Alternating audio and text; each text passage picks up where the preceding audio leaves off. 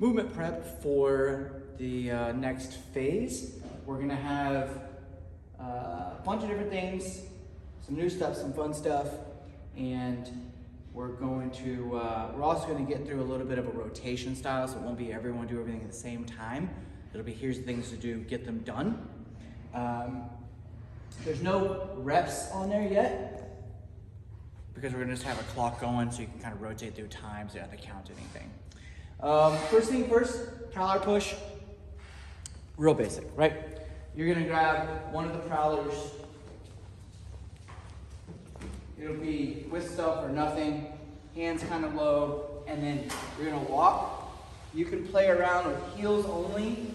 You can play around with heels up, and you can also play around with backwards, which is really good for our knees. So we're gonna do at least 1, 2, 3, 4 passes, if not longer. We'll probably have like a 30 to 45 second rotating clock, so just keep going until the beeps, right? Next thing, tall sit to crawl. We did these a little bit last week. You will be in a tall sit position of the get up. Hand is up as the knee that's up. Big tall, shoulder out of ear, not shoulder rounded. And all I'm gonna do is I'm gonna pivot off this leg, swinging this leg underneath my body to where I'm in a good crawl position, and I'm gonna hang out and then transition back. So 1, big hip lift, rotate. I rotate on this toe to get to both toes on the ground, knees off the ground by 1 inch, and then I kick back through. 1, 2, okay. You can either do all on one side, and then transition on the instructor or transition on the beep, or you can. Ooh, fancy. Okay. Whichever one you feel the most confident with. If you want to do one side for 5 and then switch the other one for 5, you can do that. Or you can go straight through both, whatever you want to play around with. Okay? Banded PP9K pullovers. We've got a bunch of pull-up prep focus in this strength phase, so we're going to prep that pattern, right?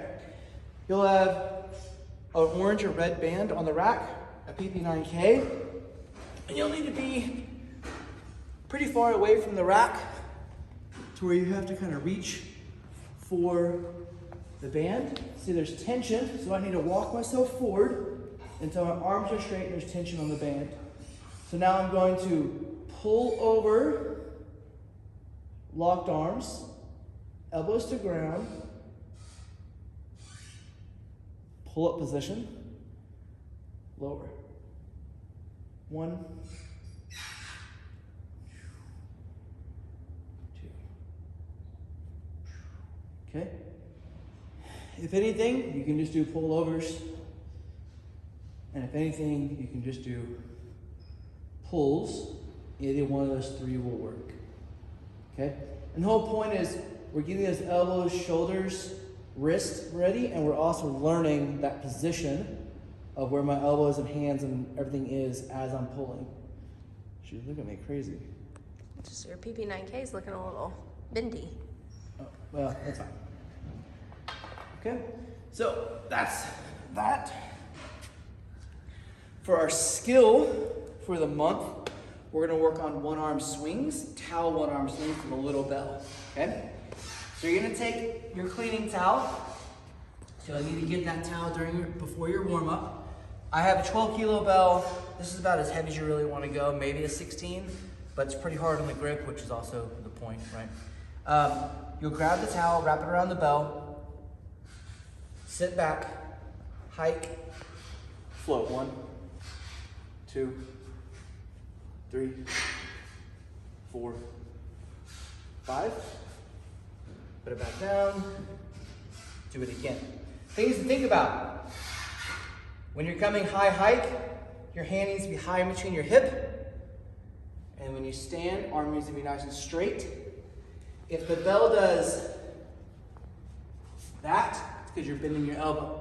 So the towel's giving us a bunch of feedback on skill of the kettlebell swing. There's also a little bit of heart rate element too, as you can tell. This is all about teaching us good positions for the one-arm swing, right?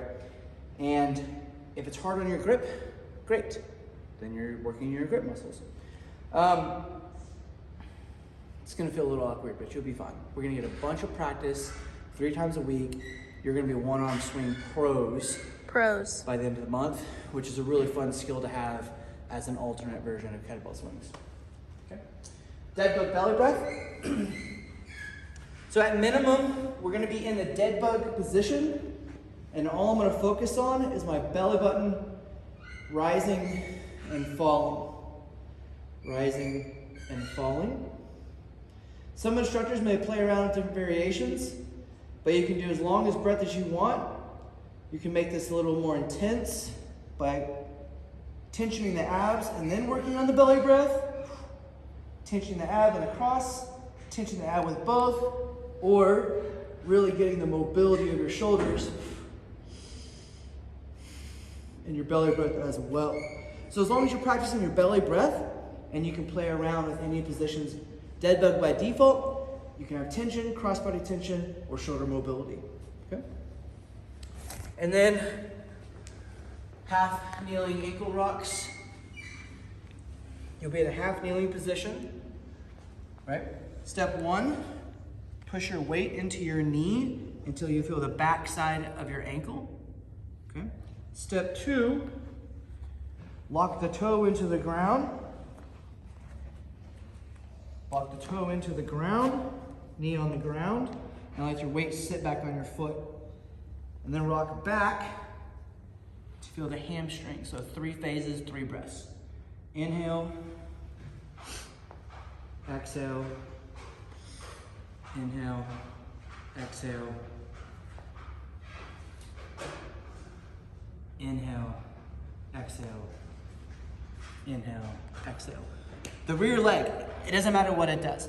You can sit back on it, you can move your foot back and forth, it doesn't matter. Just focus on your forward leg and focus on the pause and the breath at each position. So pause knee over ankle, heel on the ground, and then heel off the ground on purpose. And make sure that you're taking a moment for those 2 positions so that you're getting the ankle and the foot mobility disassociated from each other. Right? And that's going to be the warm-up for the program. We will obviously walk you through it all as individuals together, and then as we get going, once you guys learn it, we'll get you guys on a clock and you guys can just rotate through.